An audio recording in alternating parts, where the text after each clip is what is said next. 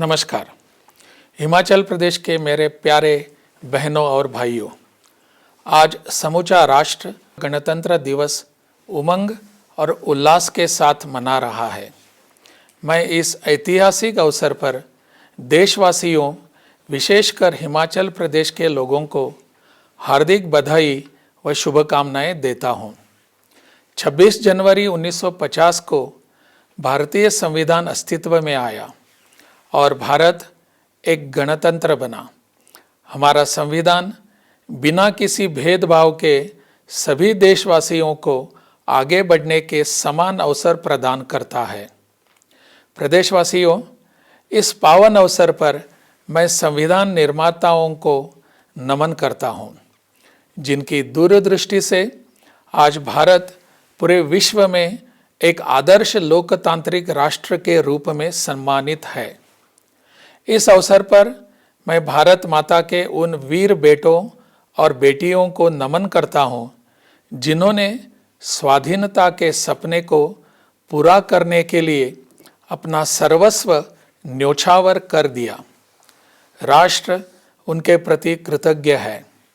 देश की एकता और अखंडता को अक्षुण्ण बनाए रखते हुए समर्पित भावना से राष्ट्र निर्माण के लिए रचनात्मक कार्य करना स्वतंत्रता सेनानियों के प्रति सच्ची श्रद्धांजलि होगी।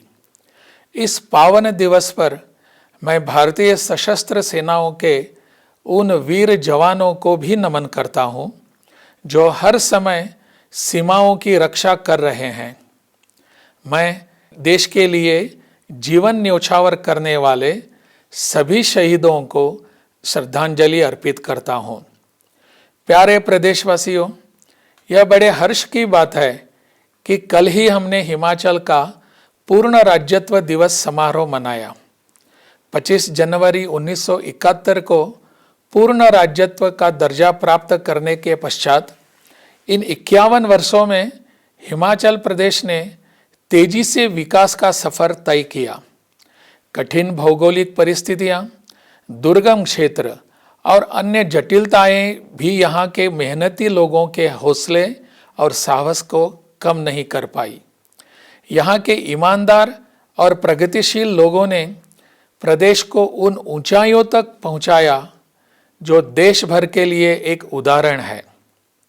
प्रदेश के लोगों की कड़ी मेहनत और नेतृत्व की दूरगामी सोच, इसके फलस्वरूप आज हिमाचल विकास का आदर्श बनकर उभरा है। लेकिन हमें इतने में ही संतोष नहीं करना है।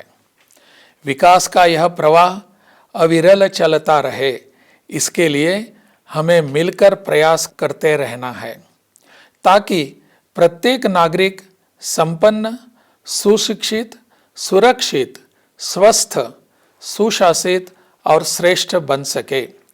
हिमाचल का समग्र विकास हो और आत्मनिर्भर राज्य के संकल्प को पूर्ण किया जा सके। प्यारे प्रदेशवासियों, मैं गोवा राज्य से संबंध रखता हूँ। राज्यपाल के रूप में मुझे हिमालय की शांत वादियों में कार्य करने का अवसर मिला है।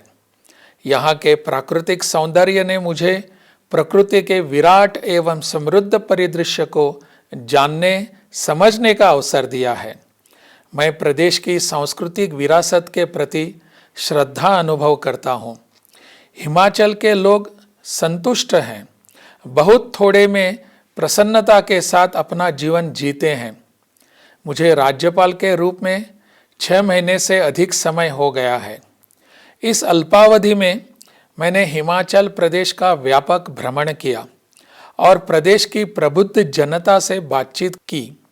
यहाँ की समृद्ध संस्कृति, परंपराओं को, रीति रिवाजों को और उनकी समस्याओं को नज़दीकी से जानने, समझने की कोशिश की। इस दौरान मैंने प्रदेश की सांस्कृतिक धरोहर के संवर्धन, पर्यटन विकास, नशा मुक्त हिमाचल, सामाजिक समरसता, प्राकृतिक कृषि, जल एवं पर्यावरण संरक्षण, भूस्खलन को रोकने जैसे विषयों पर कार्य आरंभ किया है। यह सभी प्रकल्प समाज और राज्य के विकास से जुड़े हुए हैं। लोगों के पूर्ण सहयोग से ही सामाजिक महत्व के इन कार्यों में सफलता प्राप्त की जा सकती है। हिमाचल प्रदेश में लगातार होने वाली भूस्खलन की घटनाएं चिंताजनक हैं।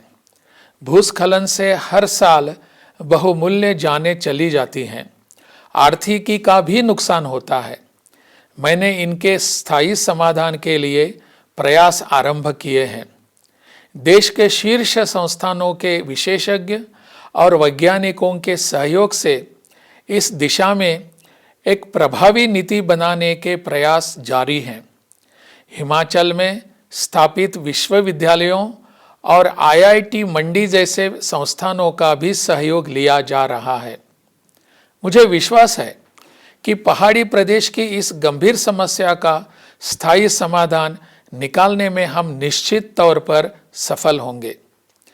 हिमाचल प्रदेश में युवाओं में बढ़ता नशा एक गंभीर समस्या बनता जा रहा है। युवाओं को नशे के कुप्रभावों के बारे में जागरूक किया जाना चाहिए। इसमें शिक्षा संस्थान, समाज के सभी वर्ग और युवाओं को जोड़कर एक प्रभावी संदेश देना होगा, ताकि उनकी ऊर्जा व सामर्थ्य राष्ट्र के निर्माण में सदुपयोग से आ सके। राज्य में मादक पदार्थों के दुरुपयोग को रोकने के लिए मुख्यमंत्री की अध्यक्षता में हिमाचल प्रदेश नशा निवारण बोर्ड का गठन भी किया गया है। यह गौरव की बात है कि हम भारत की आज़ादी का अमृत महोत्सव मना रहे हैं। मैं इस अवसर पर उन सभी पुण्य आत्माओं के चरणों में सादर वंदन करता हूँ, जिन्होंने आज़ाद भारत के पुनर्निर्माण में योगदान दिया और देश को विकास के इस पड़ाव तक लेकर आए। अमृत महोत्सव कई मायनों में महत्वपूर्ण है।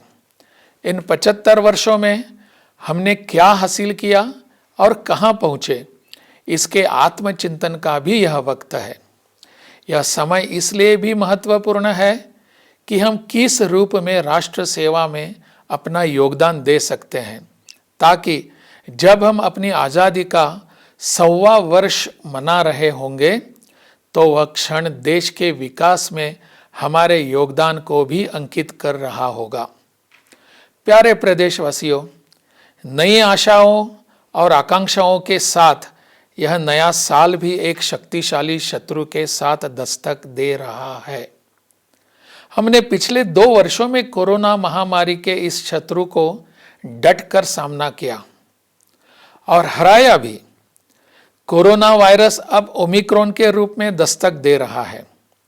एक बार फिर हमें इसे अपने सामूहिक संकल्प के बल पर हराना है। हिमाचल के लोग जागरूक हैं और यह कहते हुए मुझे खुशी हो रही है कि हिमाचल प्रदेश ने टीकाकरण की पहली और दूसरी डोज के देशव्यापी अभियान का 100% लक्ष्य हासिल कर इतिहास रचा है। इस महामारी से लड़ने के लिए सरकार समय समय पर जो प्रोटोकॉल जारी कर रही है, उसका हमें पूर्ण रूप से पालन करना है। इस बात से हम पूरी तरह जागरूक रहें कि मुंह पर अच्छी तरह से मास्क लगाना है, सार्वजनिक स्थलों पर शारीरिक दूरी रखनी है, हाथों को धोना है और स्वच्छता का ध्यान रखना है। इन बातों को ध्यान रखकर हम इस महामारी से बच सकते हैं।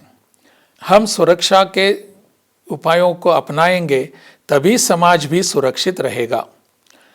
बहनों और भाइयों, हिमाचल प्रदेश की वर्तमान सरकार ने 27 दिसंबर 2021 को 4 वर्ष का कार्यकाल पूरा किया है।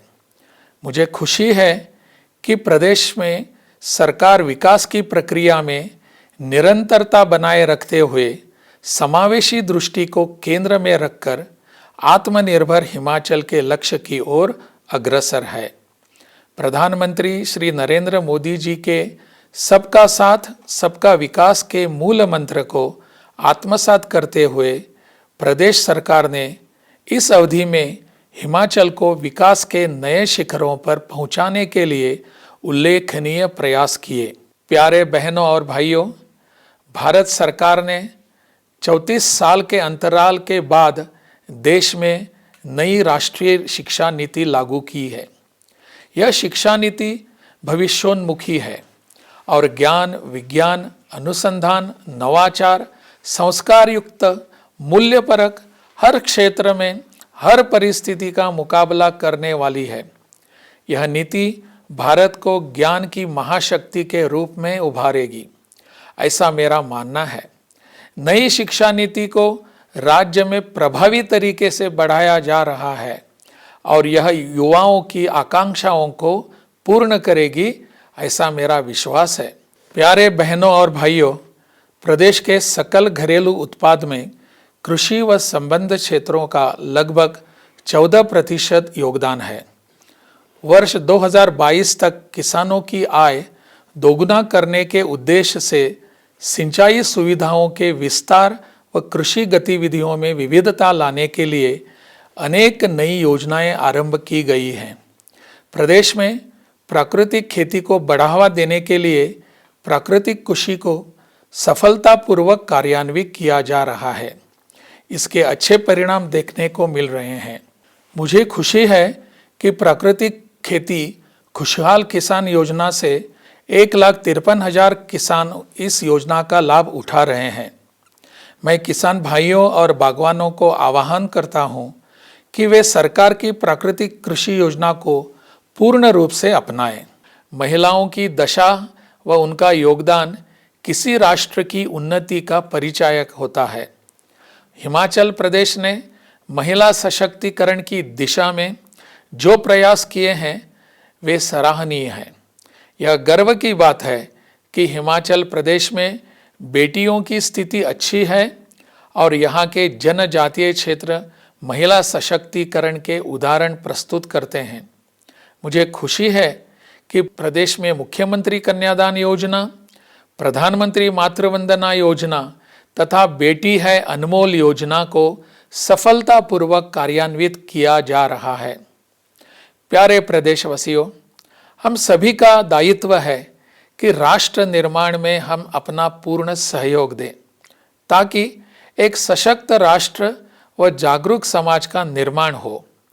आज हम सब यह भी संकल्प लेते हैं कि विघटनकारी शक्तियों के हाथों देश को कमजोर नहीं होने देंगे।